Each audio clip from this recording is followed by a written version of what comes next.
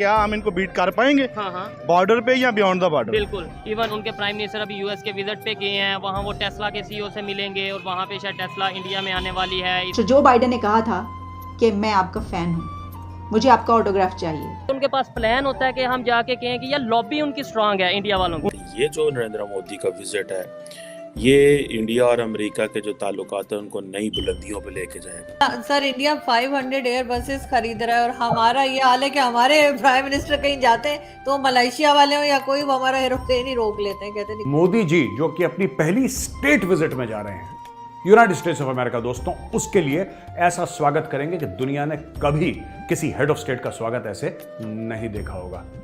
America needs India because of the rise of China.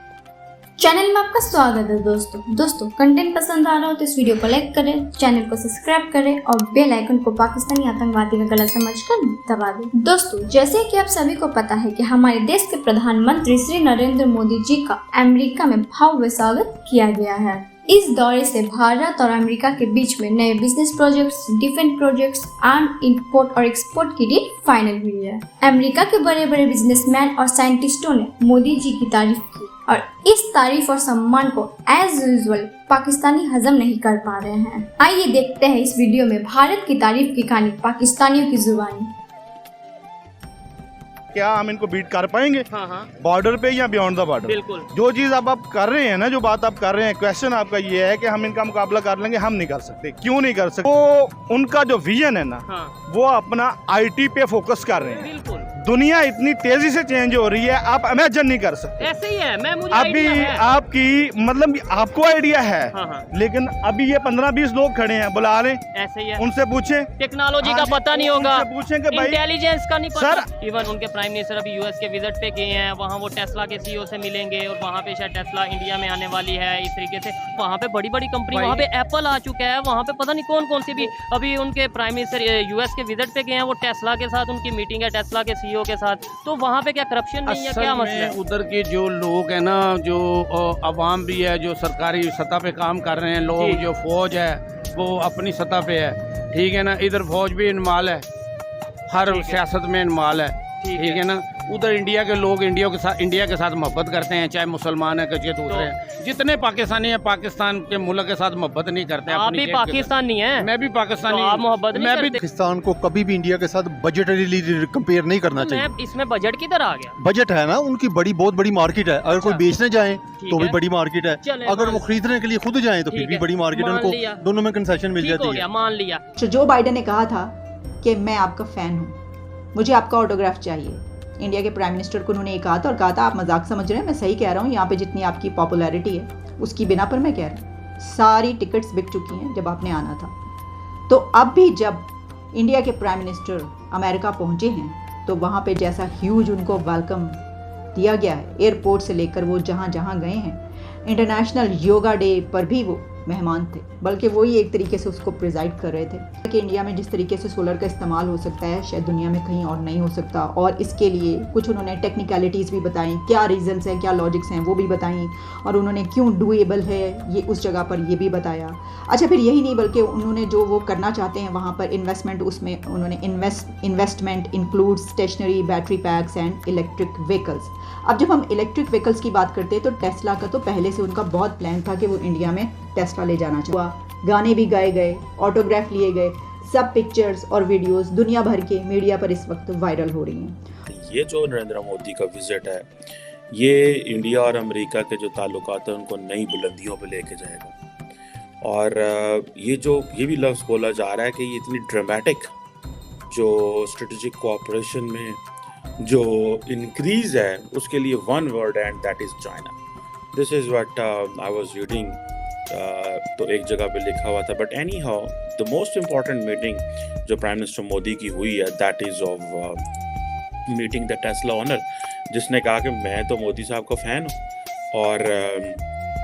और वो जो उनकी गाड़ी है electric vehicle Tesla, Elon Musk साहब ने कहा कि वो बहुत जल्द इंडिया के अंदर इन्वेस्टमेंट करेंगे और इंडिया की जो मार्केट है वो बड़ी फास्ट ग्रोइंग है। मैंने कल देखा जनाब कि अगर आप सिर्फ छोड़ें बाकी चीज़ें, आप सिर्फ देखें ट्विटर हैंडल देखें, कि पीएम मोदी जो हैं वो किस तरह लाइन में लग के जनाब बहुत बड़े बड़े बड़े थिंक टैंक्स के जो हेड्स हैं। सर इंडिया 500 एयर बसेस खरीद रहा है और हमारा ये हाल है कि हमारे प्राइम मिनिस्टर कहीं जाते हैं तो मलेशिया वाले हो या कोई वो हमारा एरोप्लेन ही रोक लेते हैं, कहते निकलो इधर से। नहीं देखिए, ये आरजू आपने मेरे साथ मुझे ज्यादती किया, आपने भारत के साथ कंपेयर कर दिया।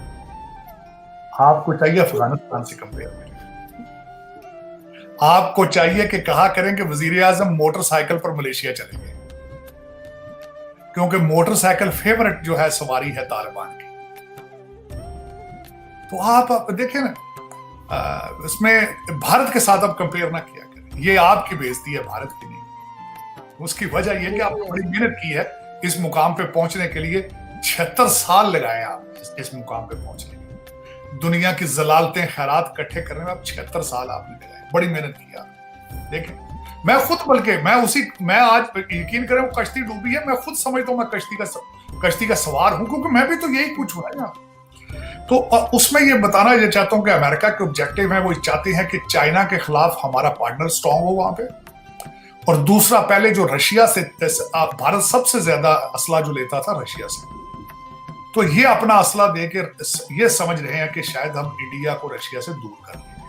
America needs India because of the rise of China, कि वो इंडो पैसिफिक स्ट्रेटेजी लेके चाइना को कंटेन करने के लिए they need India because of the rise of China। और इंडिया अपनी स्ट्रेटेजिक ऑटोनॉमी मेंटेन करते हुए अब उसको कॉम्प्रोमाइज़ करके अमेरिका के करीब आते जा रहा है बिकॉज ऑफ द अग्रेशन जो चाइना ने बॉर्डर पे दिखाया कल बार। अगर चाइना के साथ अगर 2018 या 2019 वाले ताल्लुकात होते तो अब ये सब नज़र नहीं आता। तो इन ए वे गलवान का जो हमला था is turn out a blessing in disguise America के लिए भी और इंडिया के लिए भी, कि एक दूसरे को एक बहुत ही स्ट्रॉन्ग, मजबूत और मल्टी फैसेट वाला पार्टनर मिल रहा है। लेकिन सर दोनों कंट्रीज में इलेक्शंस आ रहे हैं, भारत में भी इलेक्शंस आने वाले हैं, अमेरिका में भी इलेक्शंस आने वाले हैं। तो हमेशा से हम यही सुनते आए हैं कि जब यूएस में इलेक्शंस होते हैं तो वहाँ पर जो इंडियंस रहते हैं उनसे बहुत सपोर्ट मिलती है किसी भी उस गवर्नमेंट को जो आती है या जो आने की कोशिश कर रही होती है, क्योंकि पैसे भी लगाए जाते हैं, इन्वेस्टमेंट भी की जाती है और साथ साथ ज़ाहिर वोट्स तो हैं।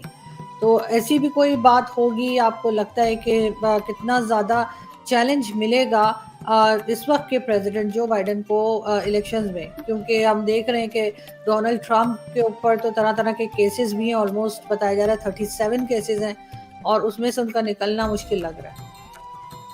देखिए जो इलेक्शंस पे तो डेफिनेटली इसका असर ज़रूर होगा।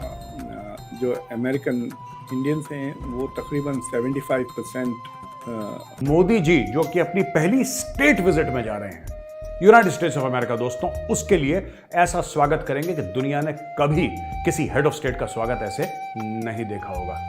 दोस्तों वहां पर रंगारंग प्रोग्राम होगा, ढोल नगाड़े तिरंगे, ठीक है, आप सोचें उससे 10 कदम आगे इस प्रकार का वेलकम। फैक्ट्री लगाऊं वहां पे टेस्ला कार्स बनाऊं, ये एलोन मस्क ने बोला। फिर एलोन मस्क से ये पूछा गया कि भाई साहब एक बात बताइए, जो ट्विटर के फाउंडर थे जैक डॉर्सी, उन्होंने तो ये बोला था कि साहब हमारे ऊपर बड़ा दबाव था और ये था वो था, बोला कि हम ट्विटर को बंद कर देंगे, ये कर देंगे। ये चार्ज सरकार ने डिनाई करा है। सरकार ने बोला हमने कभी किसी को ये नहीं बोला कि हम ट्विटर को। बीच में इल्हान उमर का नाम सुना है दोस्तों आपने?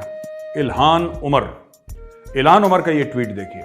ये कहती हैं prime minister Modi's government has repressed religious minorities, emboldened violent Hindu nationalist groups and targeted journalists, human rights advocates with impunity. I will not be attending Modi's speech.